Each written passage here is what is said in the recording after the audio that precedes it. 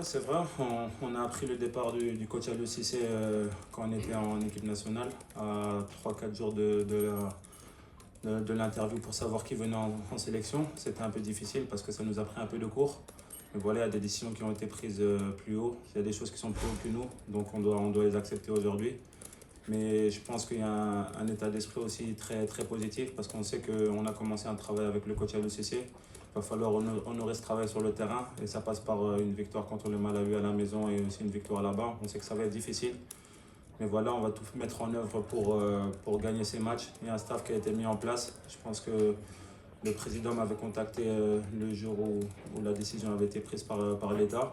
Après, voilà, j'ai commencé à contacter un peu quelques joueurs pour pouvoir les mettre pour les informer de ce choix de l'État-là. Maintenant, on sait qu'on est à disposition de l'État, on est à disposition de l'équipe nationale, du peuple sénégalais. Notre objectif, c'est faire plaisir au peuple sénégalais, comme on l'a toujours fait. On sait que ça va passer par vendredi, un gros match ici, mais il y a cet esprit où on voudra aussi donner honneur à notre ancien coach qui nous a quand même fait gagner une CAN, qui nous a fait gagner plus de 70% des matchs en équipe nationale. Donc je pense que il y a quelque chose à lui rendre sur le terrain. Et après, on verra ce qui se passera. Mais en tout cas, nous, on est positif. On sait que ça peut peut-être chambouler les jeunes parce que les jeunes n'ont jamais connu ça. Mais moi, je n'ai jamais connu ça. J'ai connu qu'un seul coach, un seul sélectionneur en équipe nationale.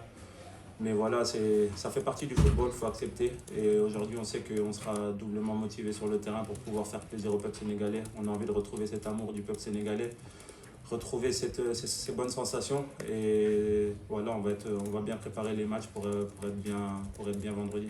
Merci. Au suivant. Djibril, c'est pas Djibril Gaye du journaliste du quotidien Source A.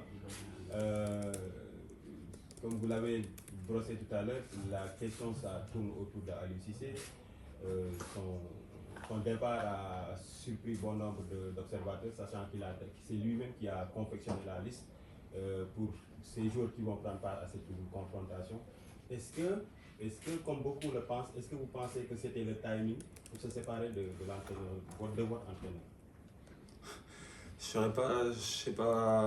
saurais pas vous dire. Je pense qu'il n'y a aucun timing qui est bon pour se séparer d'un entraîneur.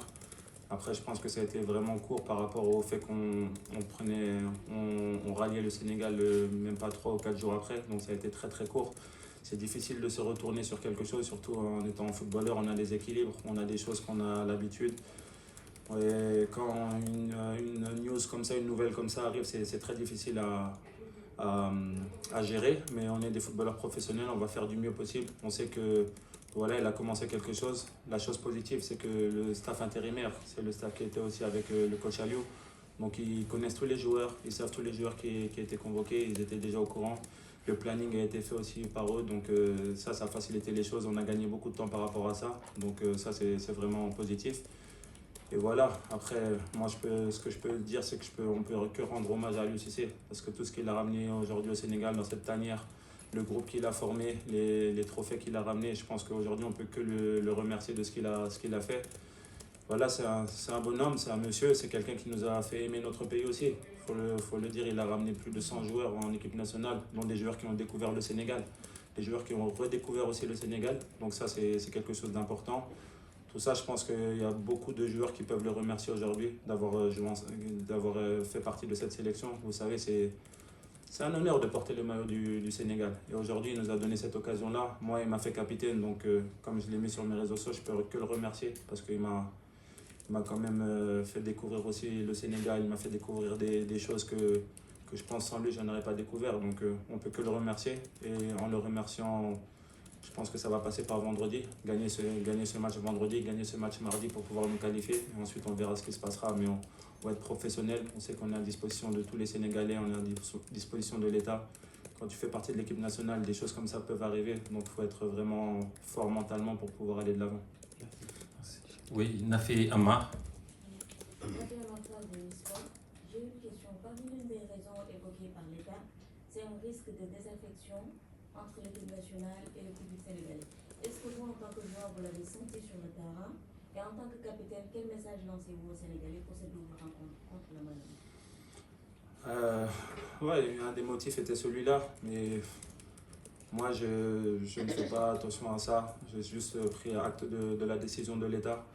Après, je sais que les Sénégalais étaient déçus sur les 2 derniers matchs à domicile. On a fait 2 matchs nuls, on s'est fait reprendre sur les dernières secondes.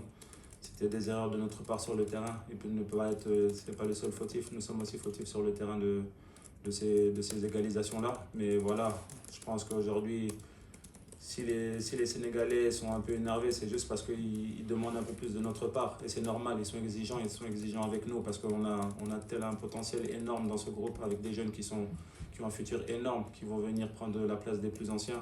On est là juste pour léguer cette équipe aussi. On sait qu'on n'est pas éternel, personne n'est éternel dans cette sélection-là.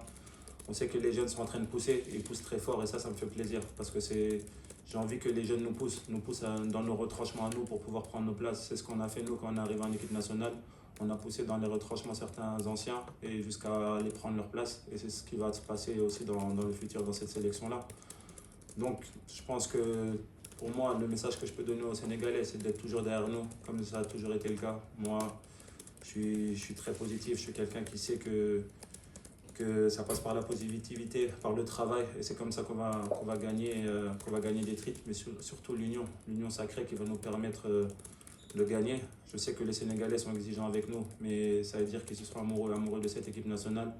On va dire que c'est un thermomètre du pays. L'équipe nationale est un thermomètre du pays. C'est quand l'équipe nationale va bien que le pays va bien. On sait que ça passe par nous, on a des responsabilités.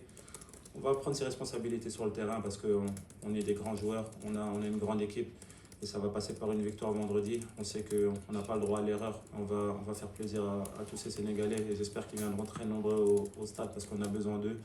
On a besoin de voir ce stade rempli, de voir tous ces Sénégalais heureux et on va tout faire pour les rendre heureux, Inch'Allah. Nous prenons la dernière question avant de venir avec Habib Diallo. Oui. Oui, bonsoir Taïbou, Mohamed El Diop, Eric Fab. Personnellement, en tant que capitaine, est-ce que vous avez discuté avec Aliou Cissé après la décision et comment a-t-il vécu cette situation? C'est dur à en parler. Oui, effectivement, j'ai parlé avec le coach Aliou Cissé. Je pense qu'on s'est eu au téléphone juste avant mon match, parce que j'avais match le jour-là, et on s'est eu au téléphone. Ensuite, je l'ai rappelé après, et on a discuté un peu, on a refait le monde. On s'est remémoré des souvenirs qu'on a eu durant ces 9 années dans la tanière. C'est vrai que ça a été une situation difficile, une décision difficile prise par l'État. Je pense que ce n'est pas une décision facile à prendre de leur part. Mais voilà, lui, il a pris vraiment comme une personne vraiment que je respecte beaucoup. C'est-à-dire il a été avec respect, il a été contre personne, il a accepté la décision.